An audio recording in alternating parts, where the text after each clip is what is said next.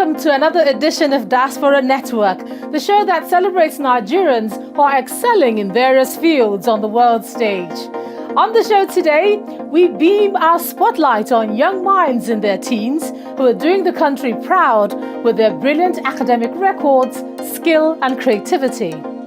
And we introduce Nigerian-British 13-year-old poet Abisola Oyegoke, who uses her craft as a platform to share her experiences and her concerns as a black child in the diaspora. So we've got a lot to show you in the next 30 minutes, but let's take a quick look at what's in the news this week. Although Nigeria has a large diaspora community in Turkey, no Nigerian has been reported dead following the recent 7.8 magnitude earthquake to hit Turkey and Syria, killing over 40,000 people. That's according to the chairman of the Nigerians in Diaspora organization. According to Mr. Ben Anyaibe, the organization is in contact with some Nigerians in the affected region, and although they are shaken by the disaster, they are safe to the best of his knowledge. The first thing I did was to look at the books and get in touch with the NIDO Turkey secretary. To the best of their knowledge, no Nigerian had been affected. It is a miracle because 80% of these cities have a dozen or more of Nigerians. And most of them are young people doing their master's degree, PhD, or undergrad. They were here experiencing this thing for the first time. So eventually some of them managed to get help to get out of the troubled zone. But those who could not, we told them to comply with the government and agencies on ground to stay safe, which they did. So Nigerian-born Prince Tega Nwanogo Jr. has become a champion after his team defeated the Eagles 38-35 on Sunday during the American Super Bowl game. Prince Tega, son of Prince Philip and Princess Onome Nwanogo, came to the United States when he was just 16 with a dream to play for the NBA. However, after just one season of playing college football in Alabama, he became a high-ranked tackle recruit with dazzling prospects, and he was signed with the Auburn Tigers, all at a time when he had coined himself the next LeBron James. In 2020, Prince Tega was drafted by the NFL Philadelphia Eagles, and in 2021, he shifted his sights and signed a contract to play for the Kansas City Chiefs, where he continues to play as an offensive tackle. In recent years, the wave of Nigerian talent in the NFL has become substantial, and last year's International Player Pathway program further pushed to seek more talent from African countries. Prince Tega says he hopes the program will continue to open up more opportunities for NFL hopefuls from Nigeria and the African continent. 20-year-old Nigerian footballer Ado Balahadi has tragically died after collapsing during a live match in Spain. In a statement on the CD Madridejos team website, the player began to suffer seizures while on the pitch, and Ado suddenly collapsed for no apparent reason, making his death an anomaly. The emergency services were called, and a health worker who was in the stands was rushed onto the scene. However, after several attempts to resuscitate him, the player passed away only half an hour later. Club president Pablo Burillo has expressed that the association is at the disposal of the federal government to carry out any investigations necessary at this very difficult time. British singer-songwriter Thames has earned her first Grammy Award for her contribution to Future's hit single, Wait For You. The song won the Best Melodic Rap Performance, beating artists such as Kendrick Lamar, DJ Khaled and Jack Harlow. Thames has been making music since 2018 and has collaborated with superstars such as Rihanna, Wizkid and Khaled, winning her awards at the BET and the Golden Globes. She has also been credited in Beyoncé's song Move, whose album Renaissance was also nominated for Best Album at this year's Grammys. The star continues to make waves in the music world and place Nigeria in the spotlight for excellence. Teniola Oyetayo with your Diaspora Network News Wrap in London. Are you a Nigerian in diaspora? Do you have a need to contact Nigerians in Diaspora Commission, NIDCOM? Kindly dial any of the numbers on your screen. You can also catch up with all the Commission's activities, including news, articles, and office events on the website nidcom.gov.ng.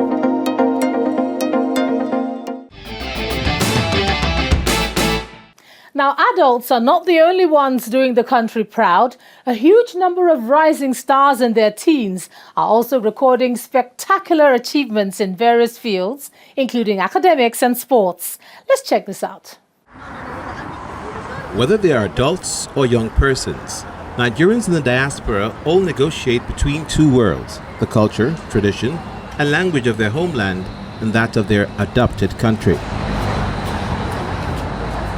From first-generation immigrants to second-generation immigrants, one thing is common. Parents who are trying to instill African values in children facing Western values in school and amongst their peers. Some young persons take up African studies courses at school as part of their journey to connect with their identity. Even as the 2023 general elections draw near, many young Nigerians in diaspora, now more than ever before, are engaging in sharing their views and keenness to participate in the process. Stereotyping, transitioning, fitting in are some of the challenges that come with living in the diaspora. But regardless of these difficulties, growing up in the diaspora comes with its own benefits, such as access to better healthcare, quality education, and a good environment. Nigerian teenagers are conquering the world with their academic and non-academic achievements and further proving that there are geniuses in every nook and cranny, and here are the statistics to back this up. 12-year-old Nigerian-born American Tanitoluwa Adeomi is a young mind who is excelling in the world of chess. He made headlines in 2019 after winning the 2019 New York State Chess Championships for children between kindergarten and third grade while living in a homeless shelter. The chess prodigy soared in 2021 and became a national master in the game, and a few months later, he earned an FM title. His story continues to inspire people from all over the world. Tanitoluwa's family was granted asylum by the U.S. in December 2022.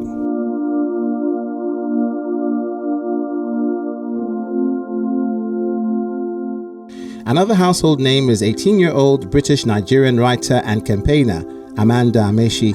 From an early age, she started speaking out about social issues.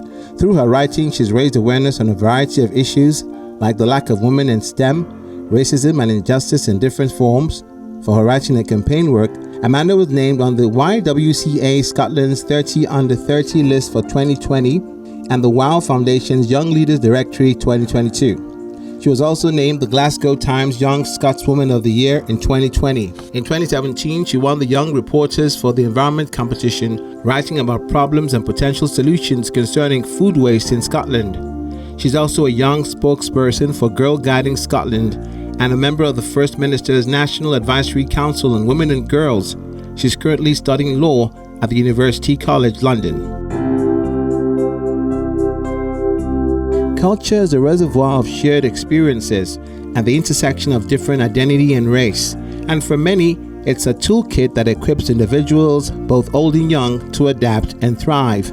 Ultimately, young Nigerians in diaspora are unique, just like his or her counterparts from any other country, and a critical understanding of good values, confidence, and direction from parents and older ones go a long way towards helping young persons navigate life wherever they find themselves.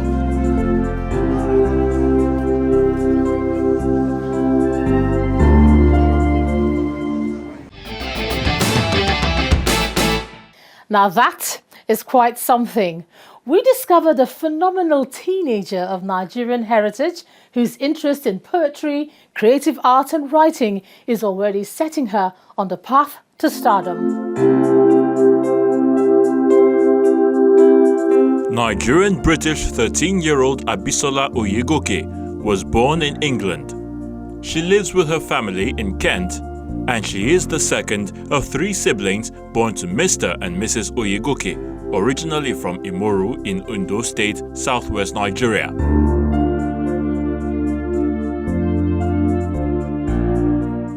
She had a primary education at Bronx School in Kent, and she is currently in Year 9 at one of the top selective grammar schools in Kent. She developed interest for poetry, creative art and writing at a very young age, and she has continued to write and represent her school in competitions.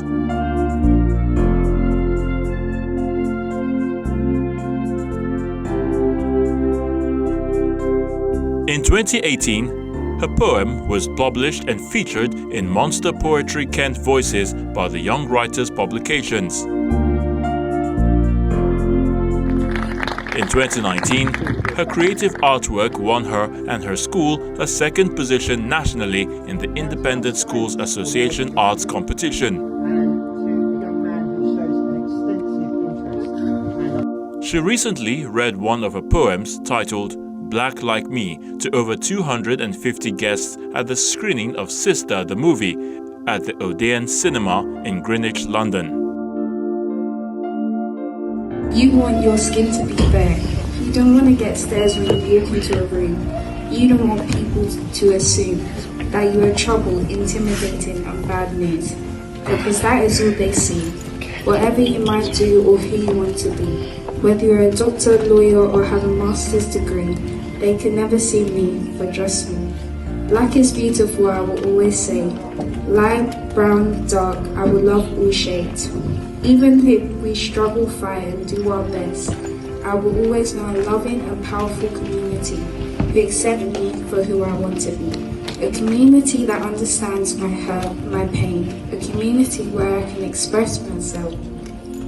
Where I don't have to hide from anyone else, because I won't be judged or perceived as different. So before you say you want to be black like me, think about how your life could be.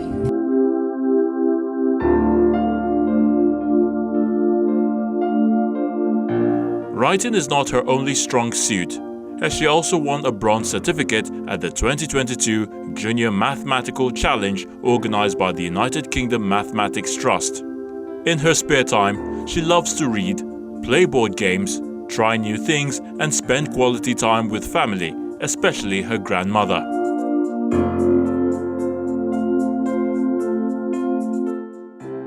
Abisola uses her creativity as a platform to share her experiences and voice her concerns as a black child in the diaspora.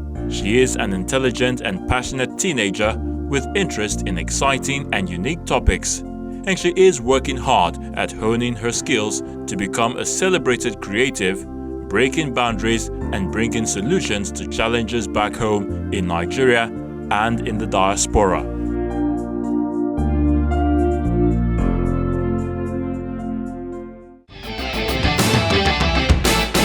Coming up on Diaspora Network, our interview with Abisola Oyegoke on growing up and navigating life as a black child in the diaspora. Please stay with us. Welcome back to the program. Come with us as we meet this young creative mind. Tell us about yourself, because obviously you're 13. But your writing doesn't look like you're 13. So tell us, how did this all start? I just kind of developed an interest in writing when at maybe like 8 or 9 years old.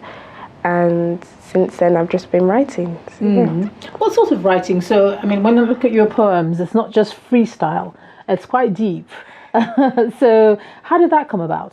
Well, I've always liked doing creative writing. I feel like it's just a way for you to express your thoughts and express yourself, and I've really enjoyed doing creative writing. And when I did this poem, I thought it was a way to, show off my views. I talk about just world issues, and sometimes I make simple poems, sometimes I take my time and really work on a poem like Black Like Me. I worked on it for a while and I wanted to convey a message to whoever's reading it. What is the message of Black Like Me? It's definitely talking about stereotypes of a black person. It's definitely talking about the difficulties of being black in this society and in the UK. And I just want whoever's reading that to understand that.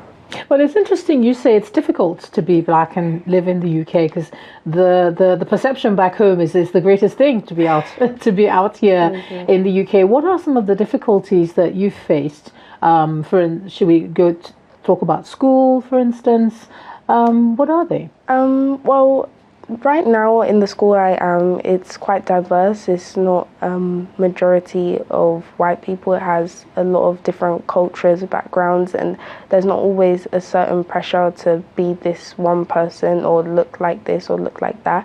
But in previous schools, definitely, because in my first primary school, there was only like 2 or 3 black children, and it was just finding where you fit in, I guess, and finding you know, who you can be like and who you can be friends with. And I just wanted to show people that, like, that's not the kind of way things should be, and you know, we're all equal, and I definitely wanted to show that through my writing.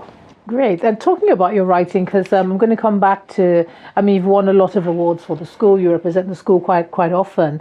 You've got a paragraph in one of your poems talking about, I wish my skin was darker, but yet you call us names and you taunt us as though it's a hilarious game.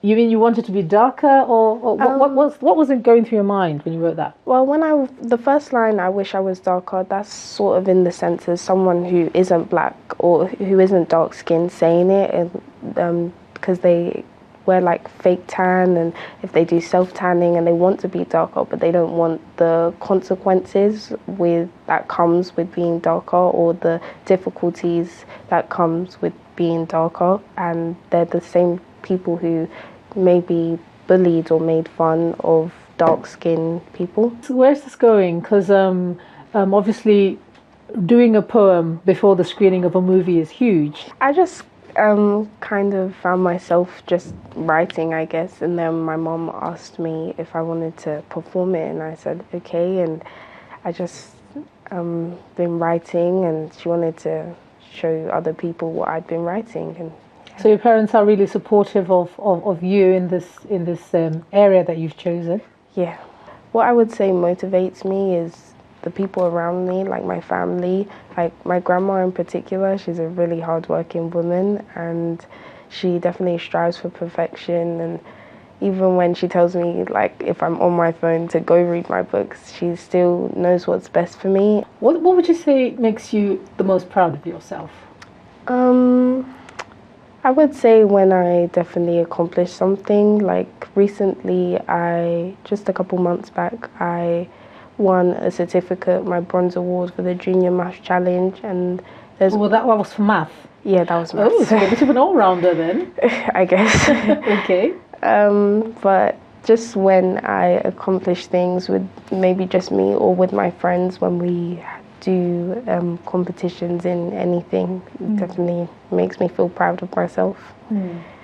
What would you say are some of the struggles of a young teenager living in the diaspora? I would definitely say peer pressure is one of the bigger topics that teenagers definitely struggle with, fitting in and trying to be like their peers and, you know, doing things like their peers.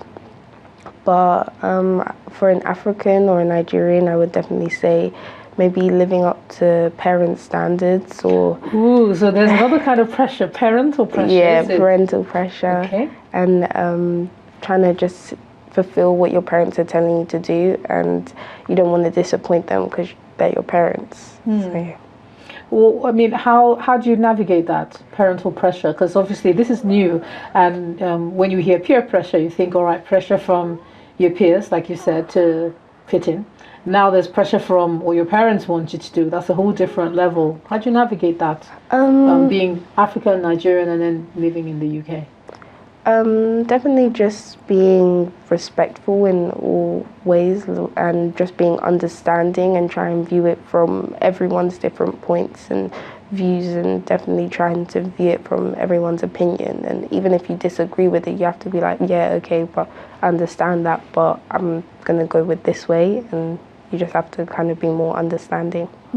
If you could change something about the way you're perceived, for instance, in this country and generally the way young people are perceived, what would it be? What's that one thing you think adults don't quite get it, I don't think I would change much, but if I was to change anything,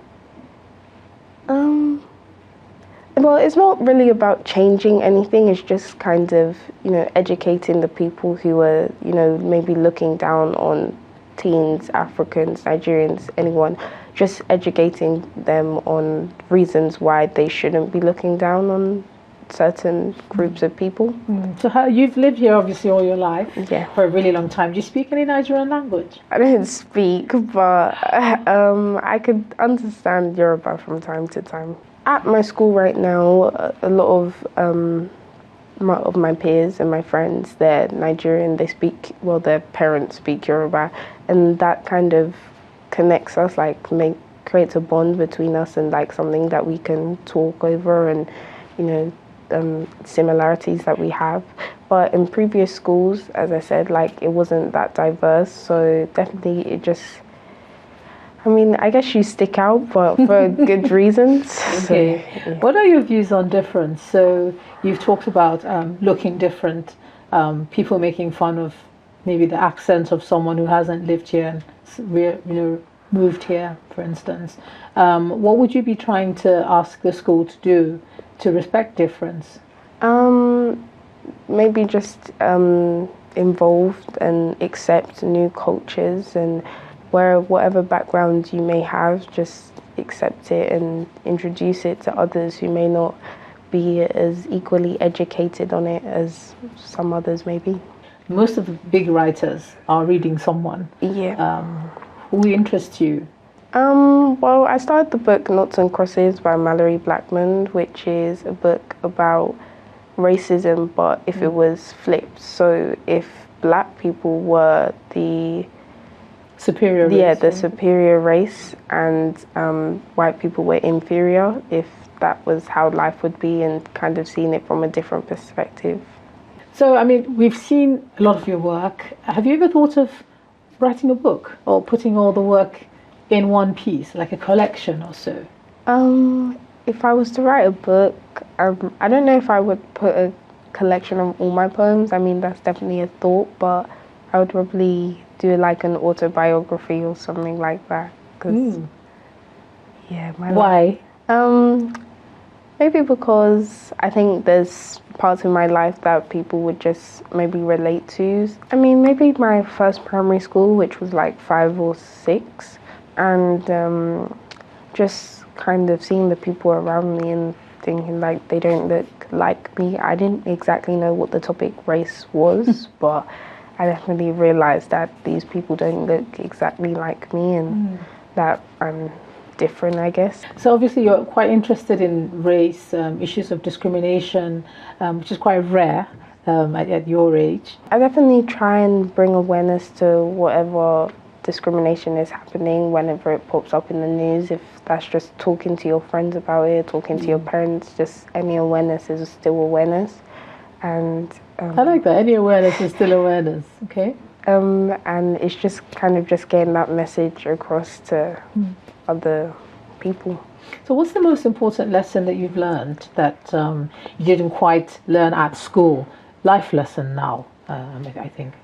I would definitely say just be confident and being, proud of who you are and proud of yourself in whenever you accomplish something or do something well, and definitely having the confidence to try something new and try something different.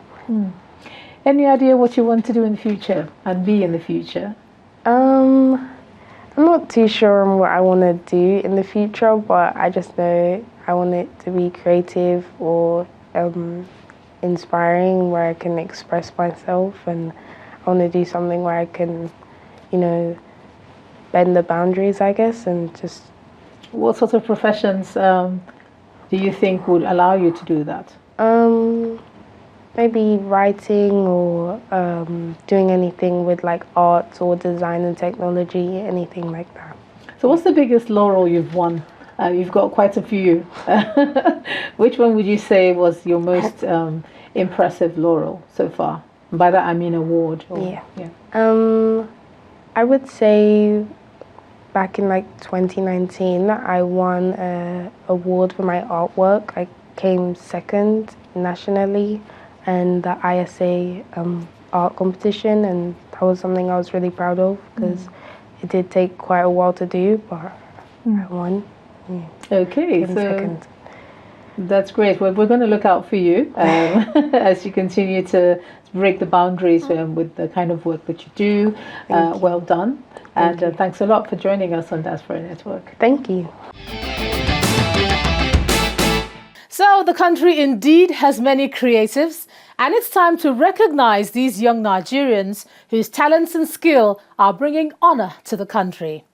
And that's the show. You can watch other episodes on our website, channelstv.com. I'm Ijeoma Onyato. Let's do this again some other time.